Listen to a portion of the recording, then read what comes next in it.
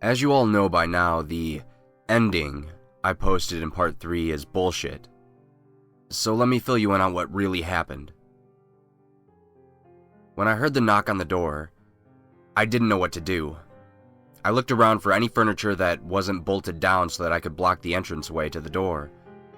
The only thing I saw was a coffee table, a flimsy one at that. But I figured it was better than nothing, so I propped it up against the door and made sure both the deadbolt and the chain lock were secure. Then I ran into the back of the hotel room, into the bathroom. I had hoped that maybe there would be a window in the bathroom that I could use to escape.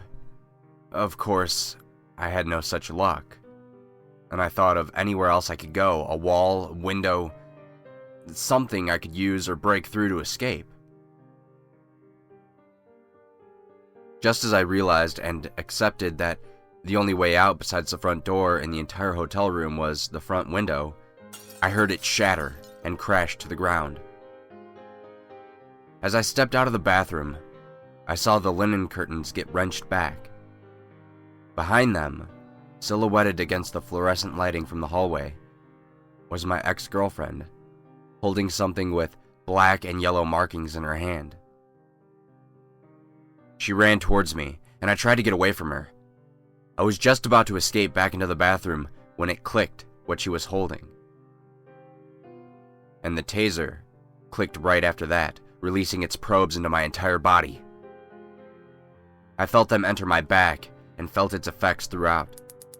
I went completely rigid as the electricity coursed through me. I hope you don't ever have to go through that. But it's like 50 heavyweight boxers deciding to stand around you and each choosing their own spot and punch every inch of you simultaneously. I lost all muscle control, but was perfectly cognizant of what was going on around me. I remember thinking as I was falling to the ground that it would be really anticlimactic if my life ended because I fell down and my head cracked open on the bathtub. There was absolutely nothing I could do to stop it. I hit the tub with a thud, and I fell to the bathroom floor, and continued seizing as she kept sending electricity through my body. She walked over, brandishing a syringe. She stopped the electricity, bent down as soon as I started regaining muscle control, and inserted the needle, and pushed down on the syringe. A cool heaviness spread throughout my body, as I slipped into unconsciousness for the first time of many that would come in the next couple of days. We stayed in a different hotel room for a couple of days. I was kept under tight watch, but was allowed to submit responses and comments on this story so that people wouldn't worry about me. Fortunately, my ex never was the brightest, so she never caught on to the formatting of my tricks. She would leave me sedated in the hotel room for most of the day while she was out. I was never sure of what she was doing. It almost seemed like she was waiting for something. I'm not sure what was going on. After being one short out of unconsciousness, during which I hid yet another bold plea for help, she grabbed my arm and thrust in the needle. I felt the familiar, pharmaceutically enhanced sleep come over me again. This time, when I woke up, I was somewhere completely different.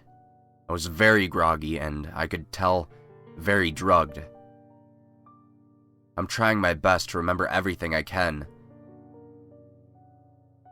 Feelings came first, and one feeling screamed out above even the terror, the anger, the panic, and the anxiety. It was the pain. I cannot describe to you the pain. It felt like there were hundreds of needles pushed deep into my flesh, like getting 100 injections all at the same time, but the nurse never pulls out the needles and just keeps moving them around, trying to find a vein. I slowly opened my eyes, and I saw that the way that I had imagined the pain turned out to be absolutely true.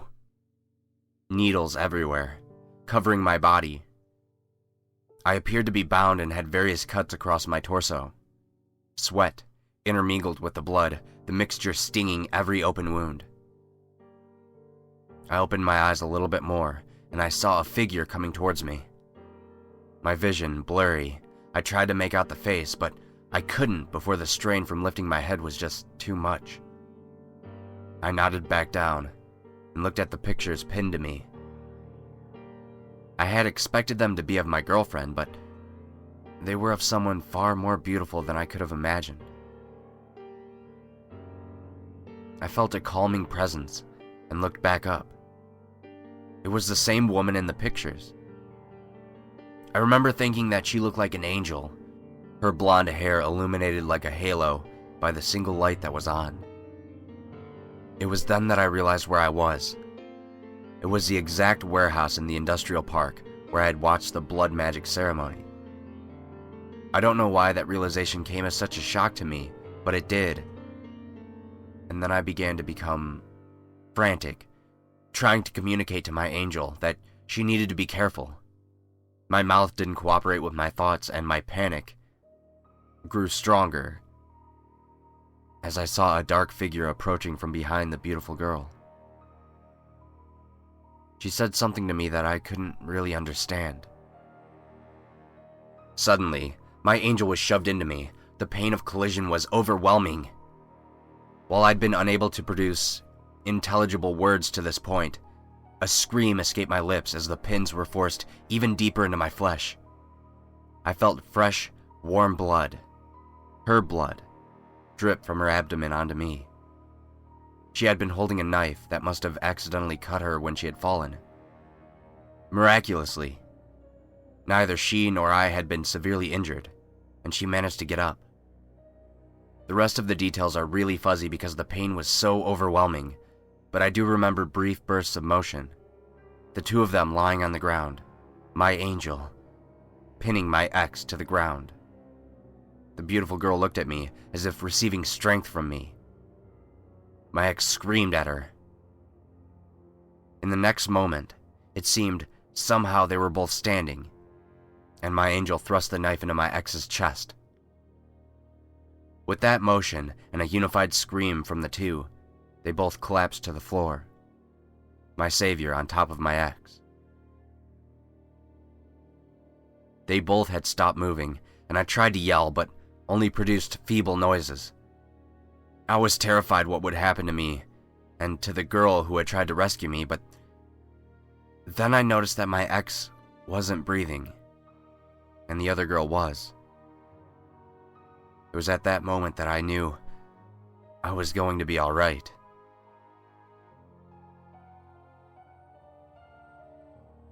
I sat there in excruciating pain for a while, still bound to the pole. I didn't have much light or even much to look at to distract me from the pain. I looked at the pictures that were covering me. The girl looked familiar, but I couldn't place her face. The more I looked at her, both in the picture form and in real life, I knew that I was destined to be with her. I'd never believed in soulmates, but as minute after painful minute ticked by, I knew she was mine, and I knew I was hers. Recognition and connection like this can only come from some cosmic bond between two people. As I was looking at the pictures, I noticed that there was something pinned to my foot that was not a picture. It appeared to be a short note, maybe a spell, I surmised, and I turned my leg so I could read it. It was in my ex-girlfriend's handwriting, barely legible on the blood-soaked paper. When I found out my body couldn't have children, I knew I couldn't have you forever. You must hate me, but I will love you for the rest of your life, and you will love it. I wasn't sure what to make of her letter, and frankly, I didn't care. I'm done with that bitch. With that thought, I fell asleep, overwhelmed by the exhausting pain.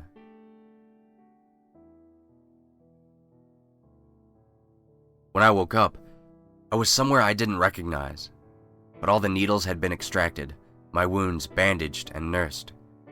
I looked up and saw her, my angel, on the computer. She just had finished typing her account of the story when I managed to walk over to her, and then I kissed her, It started off soft, but then grew passionate as we knew we were meant for one another. Words weren't even necessary, we just knew it. I think I'm falling deeper and deeper in love with her. She's so wonderful. Every time I look over at her, she somehow becomes more beautiful. I can't even imagine how breathtaking she will be when her wounds, her cut abdomen, her shredded legs, sliced chest, and torn earlobes heal.